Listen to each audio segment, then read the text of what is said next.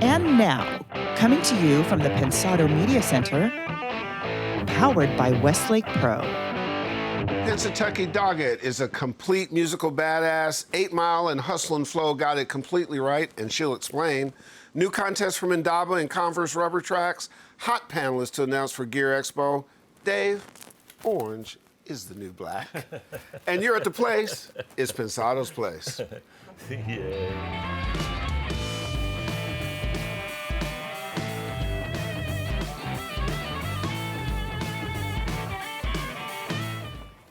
Hey guys, thanks for hanging out with us. Gonna be a special show for you today. You've had a momentous morning, haven't you? In a momentous week. Yeah, Demolition Derby. I won them, by the way. Yeah, Dave was actually in a car accident this morning, but he we taped this on Tuesday mornings, but he's okay. Yeah. Right? Yeah. You all good? Yeah. All right, good. Shall we get to it? Yeah, let's do it. Well, as we talked about a momentous week, it's been a momentous day for us and a momentous week in music. We'll talk about that in a second. How the heck are you guys? We hope well. Your likes and subscribes, they power the ship. We thank you for that. Our partners, the Blackbird Academy, Vintage King, Audio Technica, Avid, Fab Factory, Recording Connection, and Studio 202 DC. DP, a couple of new guys have joined us, Lander and DTS. Mm-hmm. Your take on both. How about Lander first? Well, we've always kind of made it a point to try and make sure that we're on top of all the new technology. Mm-hmm. And one of the things about technology is that it narrows the gap between the enthusiast and the pro. Mm-hmm. And Lander just almost eradicated that gap. That's true. I've used it on a couple of things, been very, very happy. Well, that's what made the difference for me. Well, you know, we always meet the people, so the people are starting to, first of all, their home office is Montreal, check box. Lester's Deli smoked meat, check box, but that's another story. But in meeting the people, looking at what the pros thought about it, because remember when we started looking about this a couple of years ago, we went to a couple of pros. Yeah. Lander's name came up a bunch. They make it really, they are focused on the bedroom community folks to make sure it works there, but they also specify and do things. They have a DJ app and they have other kinds of things that really they're thinking about the community and making it easy. But for me, because I work with you, when you used it to master a record and suggested it, like a couple months ago, I went, oh, because you don't do that unless you're gonna, and particularly for something you've mixed. Yeah, I try to hand off something to the mastering engineer that they can use. Well, in this case, the mastering engineer is not completely human. Right, There's right. a certain human element to it. But I think one of the biggest uses for this, and apart from guys like me, is you've just written a song and you got to play it for an artist, you got to play it for your publisher. Just run it through here. You got something you're going to post online. And you think it's going to be seen a little bit, run it through here. It's very affordable. They work with you. They've got a great support staff, and I see no negative about it. And really interesting partners. Some of the people we know with them are involved with things at Stanford, other folks with other multinational companies, and they are doing the research, adaptive engines that learn and so on and so forth. So we are pleased to be with them. We got a lot of stuff doing, and we're going to bring some folks on to explain it over the next couple of weeks, correct? And this is the future.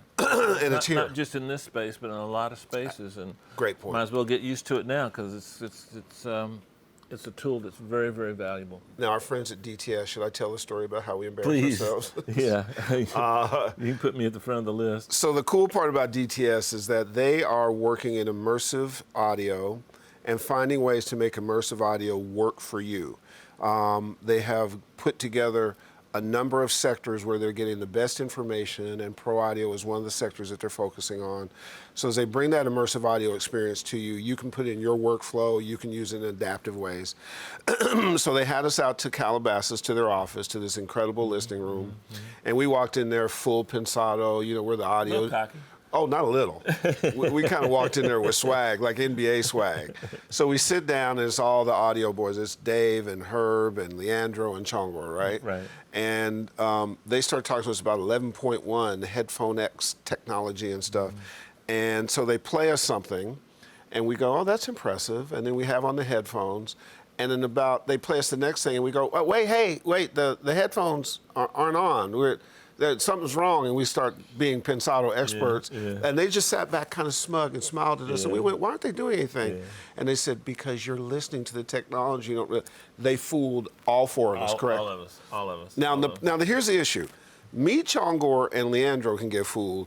When you get fooled, it's a little scary. I wanted to make sure I wasn't getting fooled, so I was watching you guys, and you guys are doing this and this, and I'm like, okay, and there's something going on here. It was pretty amazing, wasn't it? Well,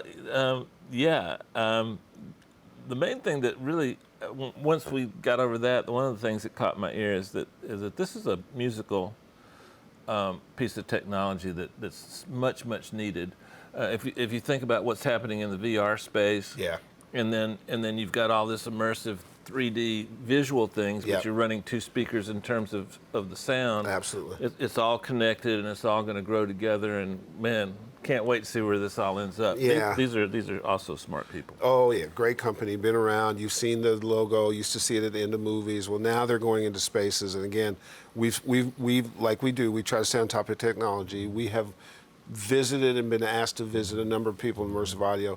We have not been fooled like that ever before. No. And then we just turned into DTS fanboys after that. Yeah. As we keep finding emerging technology and companies that evolve and get better and better and so on and so forth, I just think if you're a music maker, you're a music creator. Isn't it a great time to be making music? The best time ever to be making records. If you can't make a good record now, just give up. And also I would say this, and it's not just records. If you're doing live, if you're doing ADR, if you're doing Foley, the technology you can bring to stuff, if you're in your bedroom, if you're mixing theater, if you're working at a radio station, there just isn't anything in audio that you can't do amazing stuff with. Plus, you can take a piece of gear that we all love from 1940, combine it with a piece of gear that's going to be out in 2016. Absolutely. And how can you not love that? It's just a wonderful time to be an engineer. And wonderful to have our show, right? Yep. Well, welcome aboard, Lander and DTS. We're going to hear a lot more from them. We've got some other new sponsors coming on board in new days, a good refresh happening, and we're really excited. Welcome. Now, let's get to a couple of fun things. Step right up, sign right up. It's a new mix contest. We haven't had one for a while from Indaba and Converse Rubber Tracks, a really cool thing. Join Indaba for free. Here's what you do. Join Indaba for free. Very easy to do. Download the stems to a song called Distance. It's by the band Regret the Hour, a very cool indie rock band out of Nyack, New York.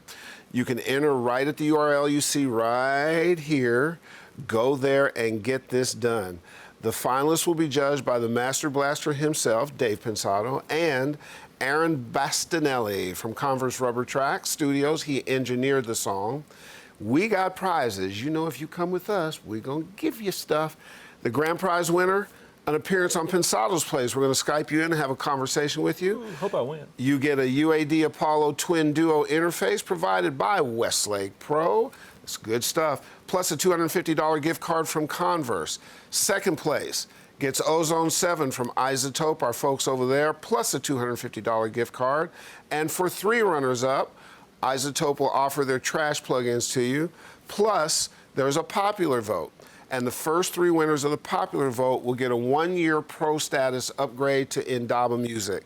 That's a community of like 1 million folks. You want to be part of that. The contest is 3 weeks. This boy is running, so get cracking, enter it. We want to see what you're doing, show your skills. Once again, enter right here, show us your skill set, win some stuff, and we'll send some stuff to you. You're excited about that. Also, what did you say you were doing on June 11th? Oh, that's right. You're coming to the Pensado Gear Expo we throw with Vintage King. It is down at the ridiculously smoking Los Angeles facility in hipster downtown for VK. Tons of gear, software, beer, food trucks, music, and audio folks you need to know. We're not talking about any lightweights here. We're talking about some serious stuff. Who's joining us? How about Big Juice Delane, Nicki Minaj's guy? He will be there. How about our incredibly hot little brother, Josh Goodwin? He will be in the house. Josh was the engineer, mixer, also part of the A&R team behind this incredibly hot Killer Bieber Records. He is just having quite a year. You see the folks behind me. If you like live mixing and television and stuff like that, capturing that content right in front of a live audience, you want to meet Fred Archambault. He'll be on the panel. He's of Last Call with Carson Daly fame, a total beast. You're going to learn a lot from him. Jake Sinclair will also be joining us. He does Sia, Weezer, Panic at the Disco. There'll be gear giveaways. We're going to get you some scholarship opportunities and much, much more. Is that all the panelists? No, that's all we're giving you today. More next week. You want to be there. So go to thegearexpo.com. It's right here. Enter to attend. It is free. I'm telling you, register early, register quickly. It's going to go fast. More panelists to be announced. June 11th, Vintage King downtown. The only audio block party in the business. We like to do it here. We also do it in Nashville. Enter at thegearexpo.com and we will see you there.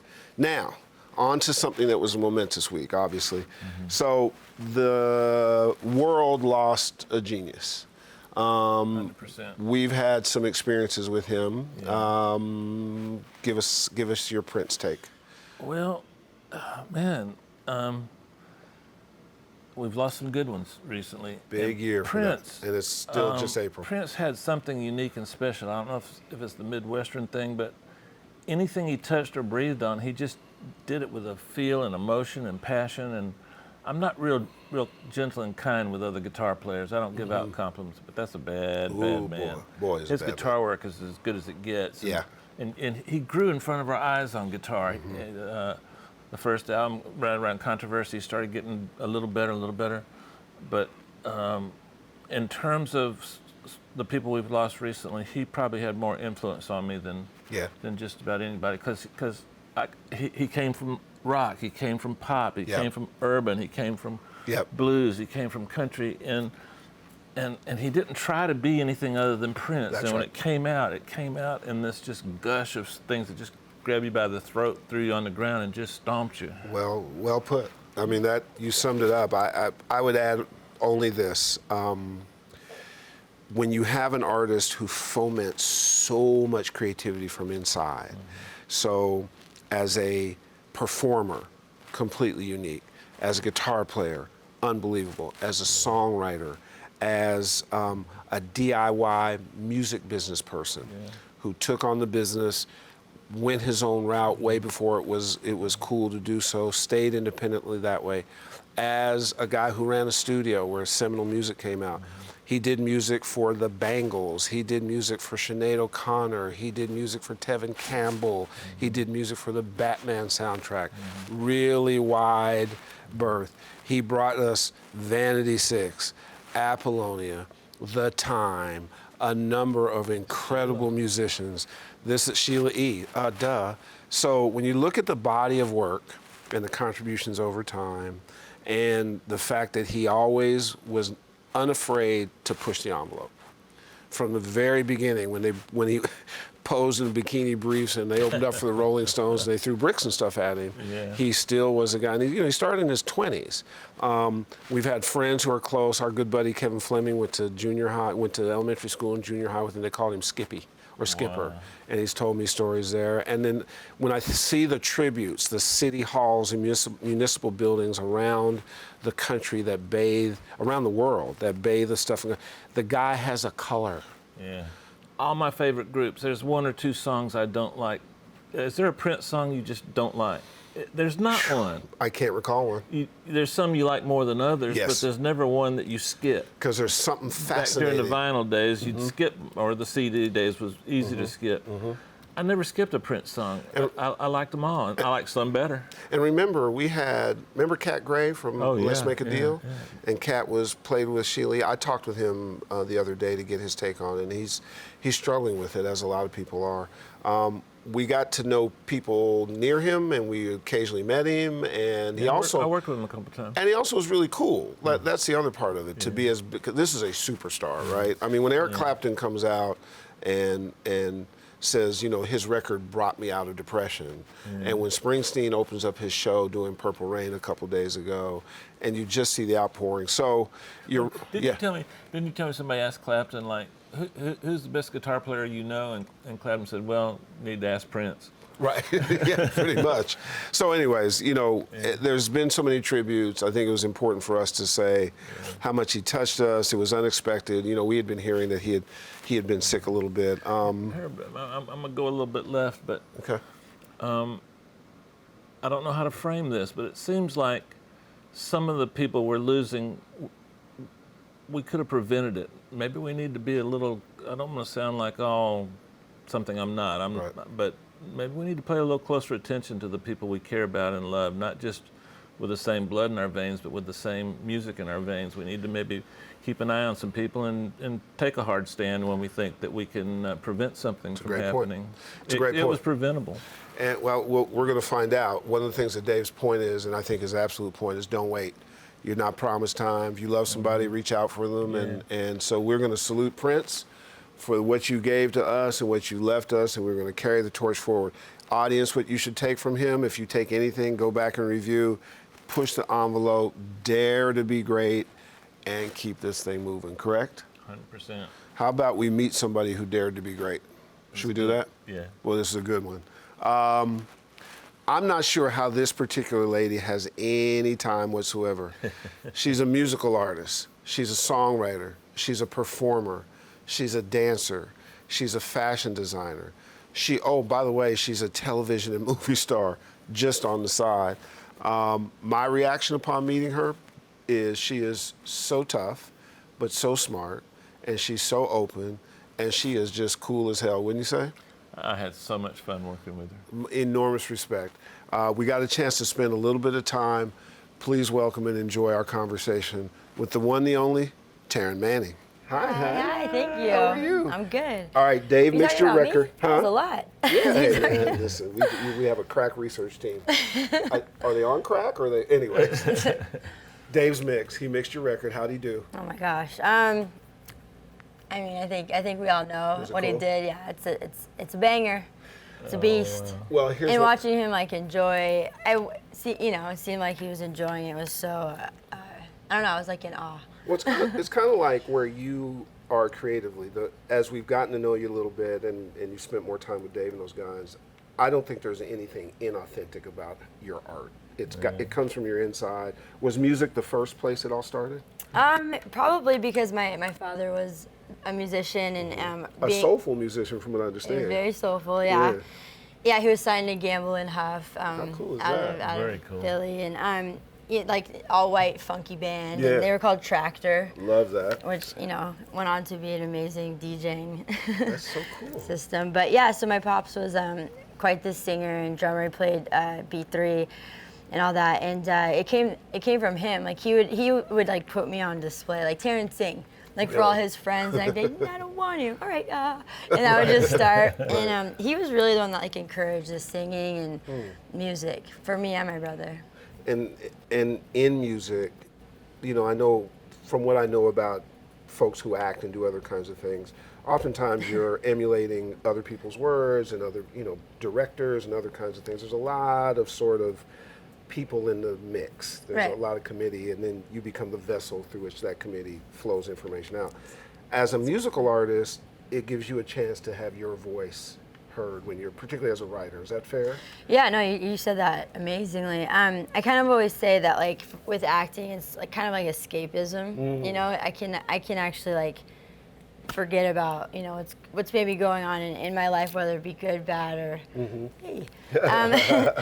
With music, I've had people say, if you ever want to get to know Taryn, listen to her songs, Really? because I kind of have a hard time writing other people's or singing other people's lyrics. There's really only one person that I will allow to write lyrics for me. It's my brother. But as I've grown up and evolved, I've gotten better with writing with people. So it's just you grow and you start learning that 3 heads are better than one, or you know what I mean. And so then we come together with a concept, and we kind of can get stuck in certain subjects or even melody. I always find myself hitting the same notes and stuff. But one other person sets me in a different direction, and it's your brain explodes with ideas. Well, your reaction when you mixed her record, when you called me, tell me, your feeling about her as an artist? Like, you were way over the top about how good she was. Yeah, it doesn't always work out that way when you work with somebody that has a foot in both worlds. Sure. You know, because when you play at that level, it's the guys you're playing against in each field, acting and music, that's all they do, and it's the competition stiff. But she was amazing. I met her through Bruce Roberts and Sam Maloney. And Bruce! We love them. We love them. They're in the house. First thing I did was go to Wikipedia just to make sure, you know. And She's real. her bonafides, I got that word from you. Oh, what's that mean? My man. You owe me Her publishing. credibility. Oh. He says it all the time. I don't know what it Like means. that I just made that up. But was amazing. And not just the fact that you have credibility, but the struggle that you went through to get your music side of your career going was kind of heartbreaking in a way. I mean, Reckoning, that song is amazing. It was the #1 dance song. You've been like top 6, top 10 in the world of dance music. But that path to get there, explain that to our audience, because I want them to know how hard you worked to get this music thing going. Well, it's funny you say that, because I always say I'm a like a working actor and a struggling musician, and a lot of people say, Taryn, like, give it up already, you know, and I'm like, I can't, you know, and it's however it goes down, there's music in my life, you know. So, but the first band was with my brother, Boomcat, who is also another badass. My brother's a badass. Period, he's the badass of us. Shout too. out, brother. We're people think we're like twins or like kind of the same age. We have a bit of it. Our age gap took a while to close. I was the pesty little sister that he would make sing. He'd be like, just sing over this. Like, it was like when Portishead was out and like that whole era, like Sneaker Pimps and Morchiba and all that. And like, I was really into trip hop and all that stuff. And so was he. And he really pushed that out of me too. And then I remember the very first song, he gave me like a beat. It was really simple. It was like a guitar and like a break beat, and I wrote "Wasting My Time" all by myself, front to back, with the bridge, like, you know.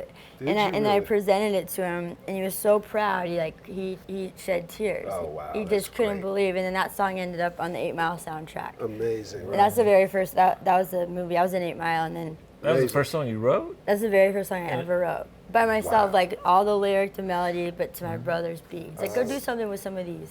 How did you get it in the soundtrack? Because you're in the movie, of course, with Eminem. Did M hear it? Mark LaBelle, who's one of his management team, amazing guy. I was young, and I was one of those people that I put it on and open up my trailer door.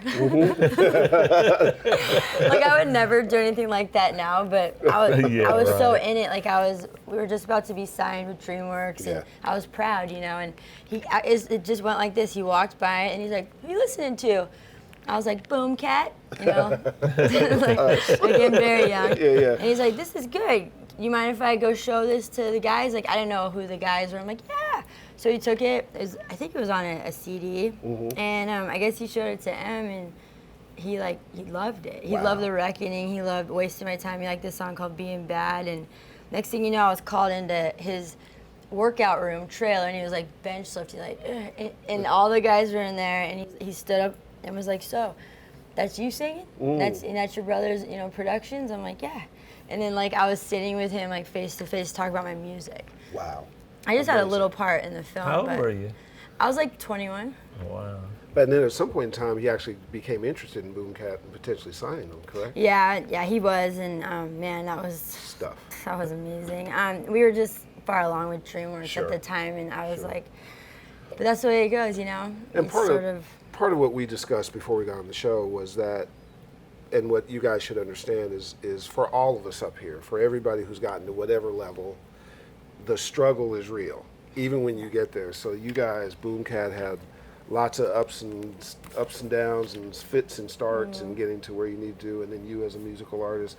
But isn't the point that you just keep going? Yeah, I mean, that really kind of, I say, weeds out the, I mean, this town, LA, or wherever you are, if you want to do this, you have to have the skin of a rhinoceros, as my grandma would say. I'm like, that's true. They have tough skin, Grandma? Yeah. Like, oh, yeah. You know, I didn't know that. It's just like, I've always heard tough skin, but she says rhinoceros. And I've literally seen people move out here to pursue acting or music, and it's like, where did that Julie go? Oh, she moved back. Why? All the time. She couldn't make it happen. But that's where the people that really persevere and have what it takes, and having what it takes is being able to deal with a lot of pain and suffering. And so my biggest advice is like to always have like a hobby, because you never know when that hobby is going to become advantageous. Like for me, like DJing was just something I did for fun in my bedroom, and now I do it all the time and I make money, and it's become a part of my career, and it's amazing. How do you have time? What the hell? I mean, fashion, music, like you're not occasionally in television or film, like you're... That's just to hide the depression. There you go. Just running from it. Okay, so the beauty of it is, if you're depressed, your career is right around the corner. Hey, everybody deals with it different. No, Right. I just kind of, I mean, You like staying busy? I do. I like staying busy. I like having something else that I love to do. It alleviates the other things, the stress or the rejection, which is constant, and that's just part of the course. Constant. But yeah, it's fun. But sometimes I wonder, all right, maybe I need to just focus really, really hard on one thing and master it. And I don't really know what that means. That's a tall order, but I love music. Well, it's similar to, Dave and I often talk about our favorite time of the week with all the stuff we have to do. Is when we come here, do the show, and focus on that, and just exactly. Everything else stops, and it's just a beautiful thing. Let me ask you something, Taryn. You mentioned that you prefer to sing lyrics and melodies you wrote yourself. When you act, you're doing just the opposite. You're doing words in your mouth that somebody else wrote. When you sit down to write a song, are you best when you write from your experiences or from your imagination? Can you write a song about something that wasn't in your life?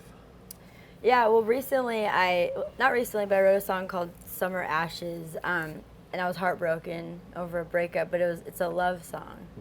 It's about being in love so much that you could like burn up in the love and spread your ashes. Like almost like you're so in love you could just die from the good feeling. So it's kind of dark, but it's still, and that was an exercise where I was like, I just wrote a love song while being heartbroken. And you wrote it about cremation. Yeah, and it's just, you know. And did you write it, when your creative process? I love it. Geez, maybe it's not so happy. Oh, it's so cool.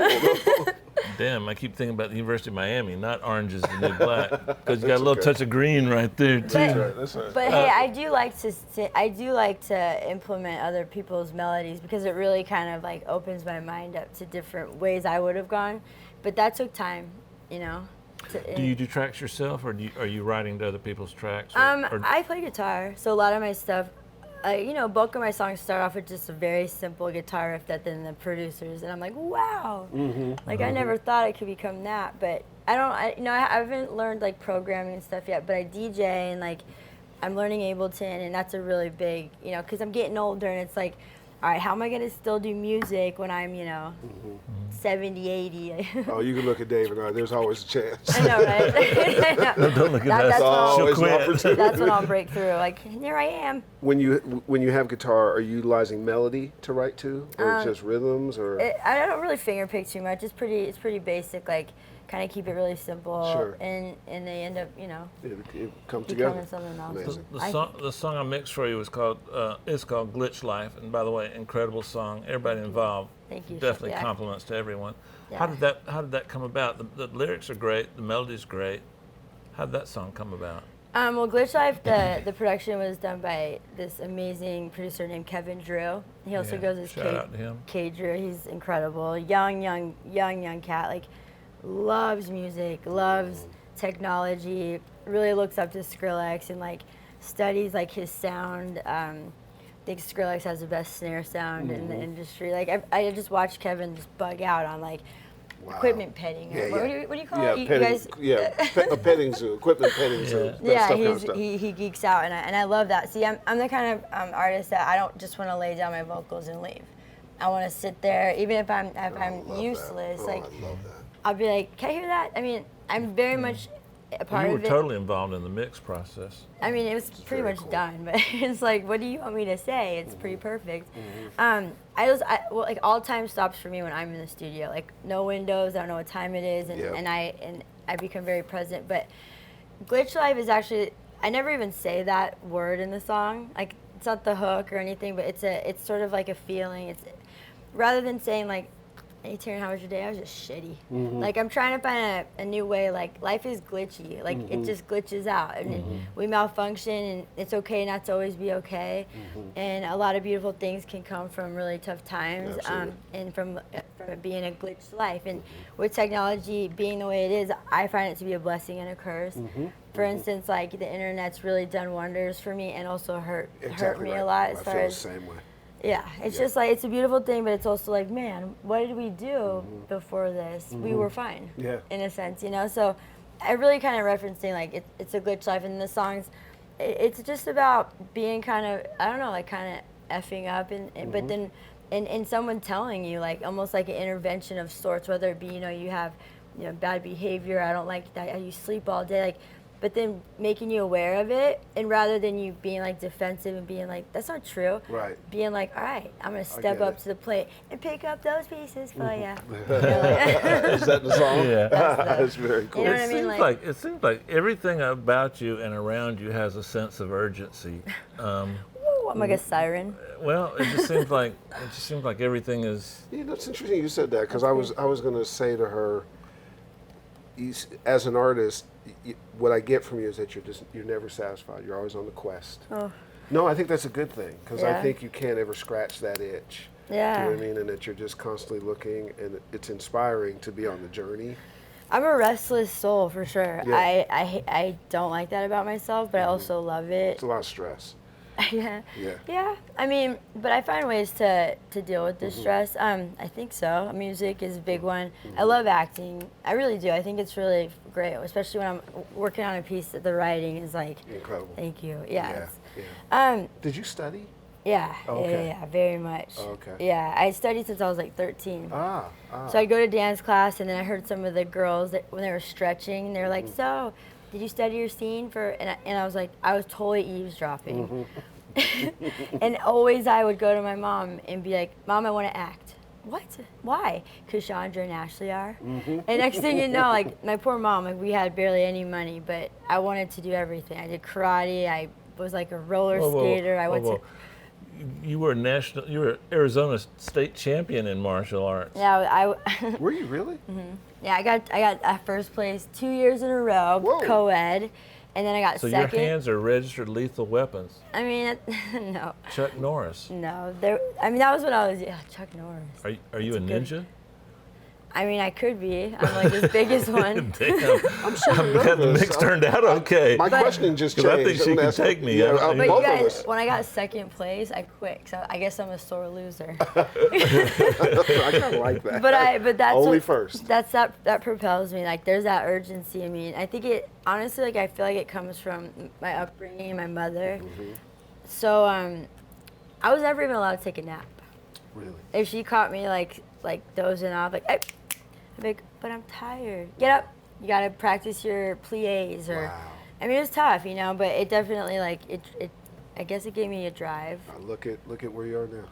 Yeah. It's I'm grateful. I've been in this town a long time. We both have, and it's very hard to fire on all the cylinders you're firing on, and sort of maintain your soul.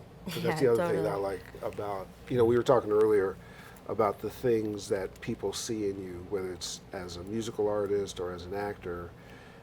I think there's an authenticity in the fact that life's been lived somewhat, and you made an interesting reference, which I'd like to explain to the audience, that in the early days you sort of rebelled at what they cast you as.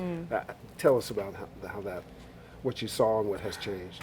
So I started, I got my first acting job when I was 19. I set out to get an agent. I did it the old school way. There was a magazine called the Backstage West. Sure, absolutely.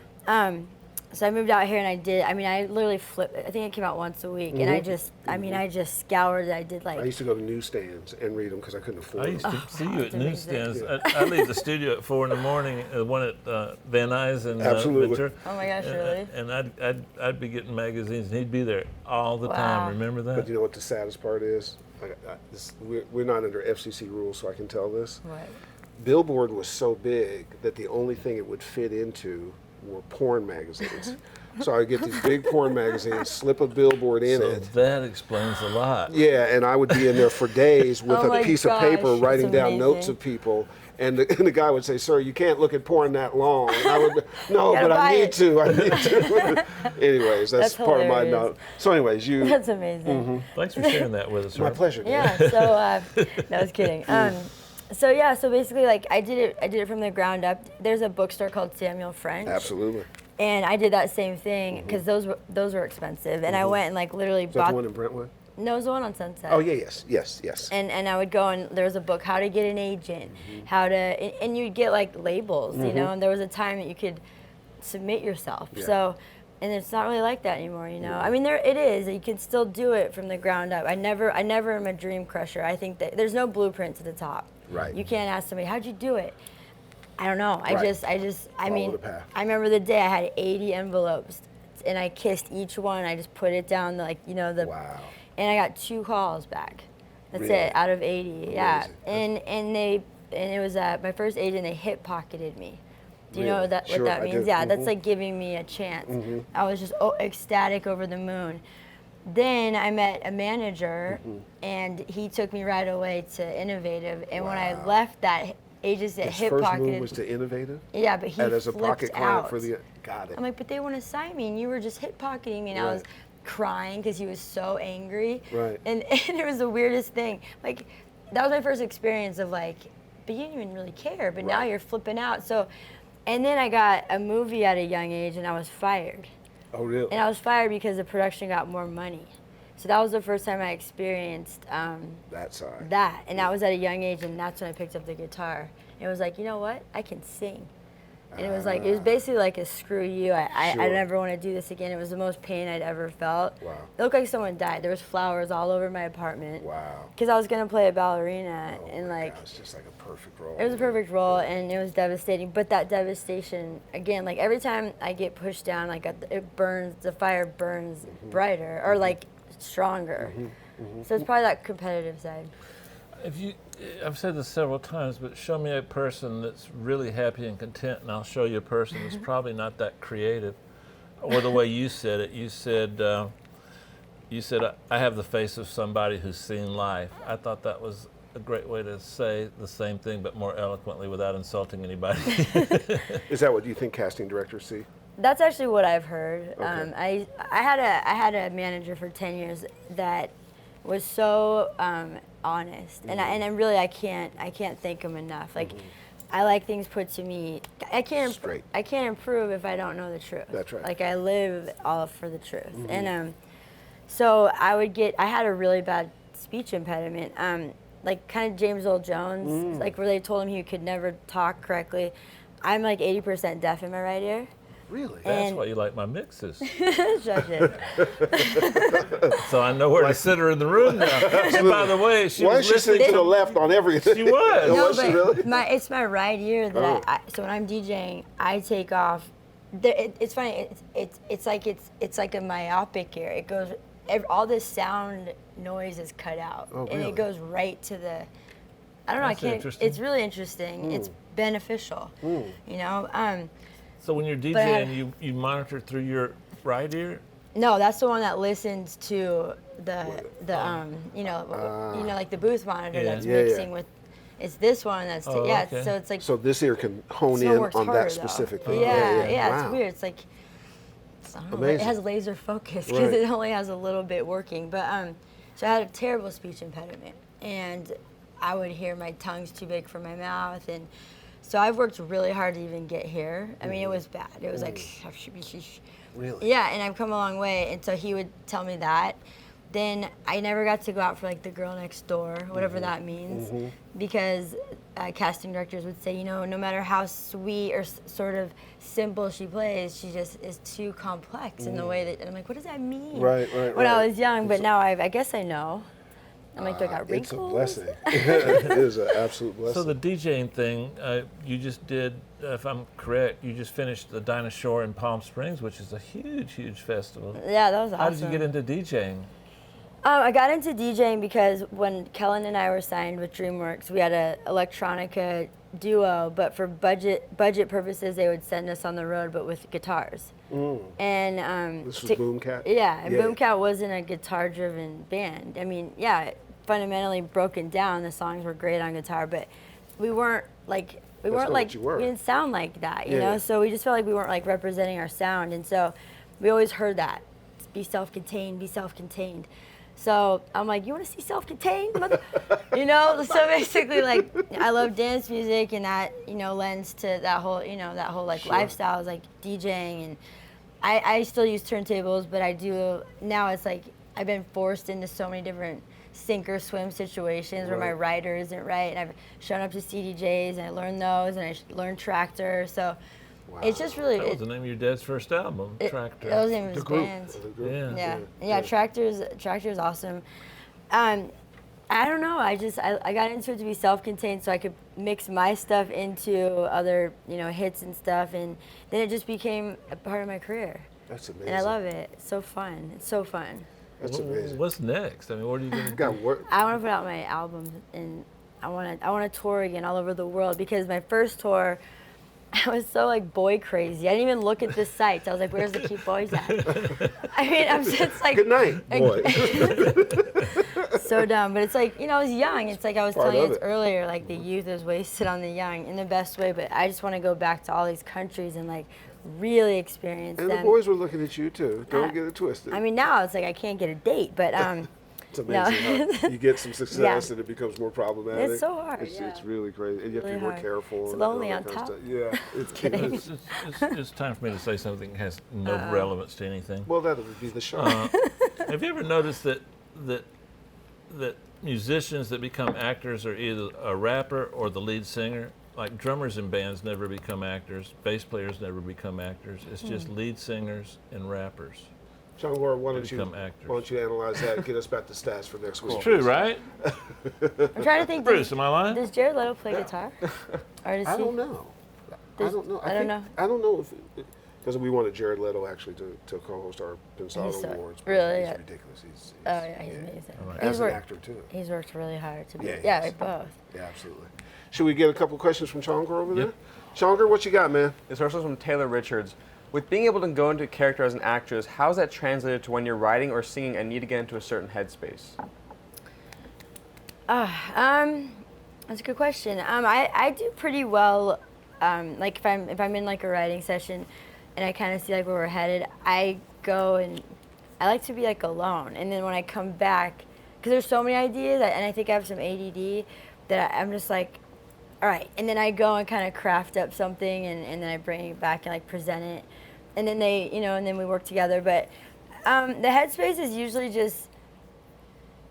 I know I tend to write a lot about love and sort of, but like a higher love. Like I'm not trying to talk about God or anything, but like how, you know, we can look outside of ourselves and like we can look outside of ourselves for all the answers, but they're really like all within. And however that manifests into a song, I try to write like stuff that's kind of empowering without being corny about it. But and I don't really know what corny is. I try not to be too in your face, but I find myself writing on a spiritual level a lot. And there's a lot of pain inside of me because I lost my dad to suicide, which was very traumatic, and I loved my dad so much, and I didn't see it coming. I mean, it was just, my dad was really funny, and none of his friends saw it coming, but that pain and that depth, like, drives me, and I write a lot about it, but without being, you know, dark, but, like, there's a piece of my heart that it like broke off. It's like an island, you know, but I don't mind it, you know. It's really been an amazing journey. So Part of the artistic liberation from people I know who have gone through this and from being in this town for a long time is being able to get in touch with that and then sort of be able to live with it. It's never necessarily happy, but you use it to inspire and to reach and do all kinds of things. Yeah, I mean, especially with that subject, you know, I mean, I've had down days. I can't say that I've ever thought about that because it's, you know, that's not good, but I really do try to encourage that. Like I just always wonder, like, if you would have just slept and tomorrow's a new day, you know, and I believe that, you know, like if you just can get over that hump and know that like there is tomorrow. Yeah, there is. Chongar, you got another one for us? Yep. From John Blue. What do you do to find inspiration if you don't have any? She just That answered it. that happens. That actually happens, and it's really, really frustrating when you just. I don't know, a writer's block, but then when it comes, sometimes it's like a well of it's like coming out of every orifice, and you have to seize those moments, and like, you know that I don't know if this happens to you guys ever, but I'll like write a song in a dream, and it used to be, I'll remember it when I wake. If I wake up, I put it right into a voice note, right on paper, because that's where some of my best stuff has come from. You know, I try to not tell that many Maurice White stories, but I had a chance to spend some time with him, you know, one of the great sort of song books of American history, and he shared with me different inspiration points, and he was sort of a reclusive guy and all that kind of stuff. And I think it was, which one? After Love. It might have been After Love. He wrote part of it, got stuck for months, and then went to Close Encounters, the movie. And by the time it got to the end of the movie, it just came pouring out. He said he took off running to his car, and it just all came out like it was. And he went in the next couple of days and recorded it, and it was just, when it hits, and you just got to serve it. Right? So, Mr. Athlete, we have an amazing artist here. And a ninja. I quit. Yeah, maybe we shouldn't have batch boxes. God. This could be the first one their blood is shed. Stop it. So she's a ninja. She's a multi-hyphenate. She's got some shit to prove. Yeah. And you ready for this? Her business card is the size of your Oh my iPad. goodness. Well, we actually, if you look to your right, we have a stretcher over there. So when she knocks you out of the box, wow. you can just fall over and then we'll take you out. Shall we do batter's box, sir? Let's do it. I'll give it a try. All right, let's go. Vocals. Whitney Houston. Ooh. Drums. The backbone. Lyrics. The soul. She's good, Herb. She is good. Laptops. DJs. Auditioning. Nice. Confidence. Loops. Fruity Loops. Cereal. Both, exactly. I guess that's a program too, I love right? it. Yeah. Your favorite DJ. Oh wow, that's a hard one. I go back to like Z-Trip, and like that's someone who really like inspired me. But I would have to say, as far as like, I love Deadmau5. I think he's kind of like an OG in that world. I mean, and Calvin Harris is. Yeah. And I love Skrillex too. Yeah. Because Sonny was like a rocker too. Yeah, absolutely. Yeah. Absolutely. Guitar. That was a guitar. Guitar Hero. Ah.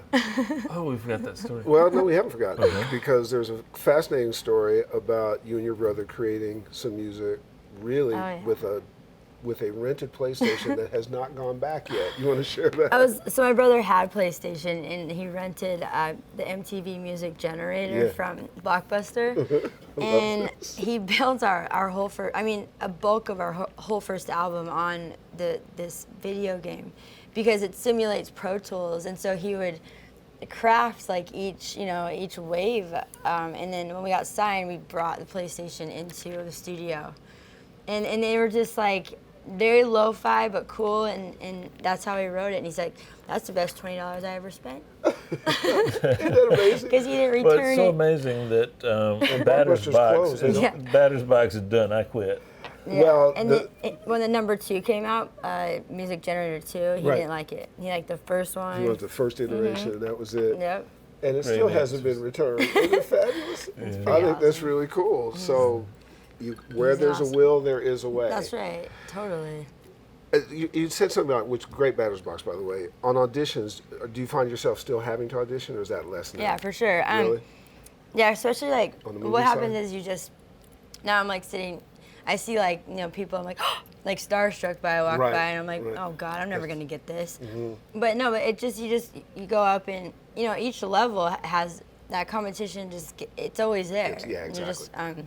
Exactly. I do get a lot of offers. They tend to be, I'm very stereotyped, I'm not gonna like dance around it, and I used to not like it, and now it's like, I'm just very grateful to be a working actor. It's 1% of the world's population, and that's pretty. It's amazing. Yeah, when you put it into perspective like that, I'm just like, it's like my dreams came true. My dream was never fame. Fame's a symptom of something that you're good at or you get recognition for. That's the way that happens. I actually don't do great with it. I feel like kind of weirded out, but this show that I'm on has really kind of changed things up a little bit. Yeah. I'm now a recluse. I'm just kidding. Right. It's been a lot of fun. But yeah, it's just, when I said confidence with auditioning, my acting class taught us most about confidence and like actually like the fundamentals of like hitting your mark and like what it means to slate and rolling, and like when you go to college for acting, like you learn a lot about plays and the history, and that's all beautiful, and I love all that. But when you get to Hollywood, it's like different game. Business managers, when you start making money. I made my first like 4,000. I was like, I'm rich. Right. I thought I was rich, Sure. and I was like 19, and I quit my job at Maurice's Burrito Adventure. And Look for the album coming soon. and basically, when I got the check, I didn't know about agents and taxes, and the check was like $1,800. I was like, You're Mom, like, where's my money? you wouldn't believe this, but and she's like, what happened? And you know, it was broken down, but that's how it works. Like, there's a lot of misconception how much money we make, and that's something else I like to put out there. Is that immediately people think they're loaded, they must be rich, and you start getting lawsuits thrown on you and BS and people coming after you, and they just have no clue that like there's a whole system like getting paid, and we get the scraps. You know what I mean? Yeah. So that was a hard lesson. I used to tell clients, hear the number, subtract 50%. Thank you. And then that's what you're going to start That's to if do you're from there. married. If you're in the if you're highest tax yeah, bracket, exactly. single, you can just expect about 30%. Yeah, exactly right. It's really amazing. It is So amazing. with all the stuff that makes up Taryn Manning, when you look in the future, do you just sort of intuitively go through it and see where it takes you? Is there a plan that you have, or do you just follow your heart? I love to have a plan. There's like a loose plan in place, and very hopeful that this music's gonna be heard. And I've worked really hard, and I really want it. Kind of like, in a way, sort of not my last go, but I feel like it doesn't matter if it takes off. I'm still doing what I love. It's just that it takes a lot of energy and time, and I do have a very amazing acting career, and you know, it's like I'm getting older, but yeah, my plan is that I really want to tour, and I really want to get my music out there to help people like know that they can dream big, and you can be an actor, you can be a singer, you can be a painter, you can be a chef. I don't like when people put people in boxes, you know? Important note for our audience. Don't limit yourself. No. The one thing you can control in your life is your effort. Yes. It's the one thing that you can really manage. So I want to ask your permission about something which I think is important to Dave and I and all the team at Pensado's Place. When your album is ready, can we help you with it? Can we just promote and market and Heck push? yeah, please, thank you. I would. Right? This is like, No, not I mean, just yeah, like, of course. He's like right here. No, I mean, just you know, being around you, and I mean, your viewers know, and you're incredible. You are amazing, and there's not one person, producer, engineer, singer, that doesn't bow down to you, and just so grateful to be able to experience watching you do your thing. So it's pretty amazing, awesome. right? Ooh, Well, I can't do anything, and I'm not being And he's humble. funny. 'cause He's so everybody funny. knows Funny as hell. humility He's is so not my funny. thing, but you know, a great song cures everything. A great song mixes itself. A great song promotes itself. And You gave watching me a you great song. Watching you close to blushing is also something I'm enjoying right this moment. Well, I wasn't expecting that, but when we were working on when I was working on the song, Leandro, my sister, and I, we'd find ourselves Oh, yeah, Leandro. listening to the song instead of working on the song, great sign. which you That's think, awesome. well, you're an engineer, you're supposed to listen, but you listen different. differently when you're working. You're listening inside the details. You're working Right. with trees when you're engineering, but when you're just a fan, you're listening to the forest. And I kept listening That's too a much. great sign. And, You're enjoying it? Bruce Did you kept get up calling and me, dance? "Why? When's it gonna be ready? When's it gonna be ready?" You're like, it's just such a, it's one of those songs Oh, that's so- that just that's- comes along, you know, once, twice a year, that you just are special. Yeah. And you know, I would buy that song. Oh, thank you so much. Well, Thank I will you. tell you that it should be clear to you guys. Special song that Dave mixed from a really special artist. An example of passion and clarity and never giving up and drive and grit. It's amazing always for us to be able to tap into folks who inspire us to take what you consider to be limitations and turn them into strengths. We could not be more thrilled. No, me too. Thank you so much for My everything. house went nuts I've never seen people in my house want to get someplace quicker. People in my family, for the first time, have come to the show ever. Really? Yeah, ever. Oh my gosh. Ever. They're like, oh, this is nice. And where's Taryn? I was like, oh, okay, cool. Oh wow. I learned about horses. from Yeah, my wife. there you go. That's gonna be fun. There you go. Would you come back at some point in time? I'd love to, yeah. Because there's so much Please. more for us to go and so Yes. much inspiring to our audience. This has been a good one. DP, take us home, man. Wow, how do you sum this all up? I often tell people that I'm not the, I might not be the best mixer in the world, but nobody's going to outwork me. And a lot of my success has been just because I outworked everybody. And I'm sitting here, you know, when I was trying to prepare my show for Taryn, man, she's the epitome of that. Yes. Not the lack of talent, but the working. The grind, and no matter how much talent you have, Kobe was first in, last out. Jordan first in, last out of the gym. You get the feeling that nothing's going to hold this girl back because Hasn't yet. she's going to outwork everybody. I mean, she's a ninja. Yeah. That takes a lot of work. There's Yep. always someone on your heels, you know, that wants it and more. so instead of looking for shortcuts, instead of looking for that one plug-in that's going to change your life, that one piece of analog gear that's going to make you turn into Mick Wazowski, just work your ass off. That's nothing. There's no substitute for that. We're privileged to have a lot of people sitting in the room right now, and the one thing about these successful people is they work grind. hard. They grind. They grind. Shout outs to Bruce. Shout outs Roberts. to Sam. Shout outs to Orlando. Ted Sarandos and Nicole, friends of ours. Say goodbye. Bye.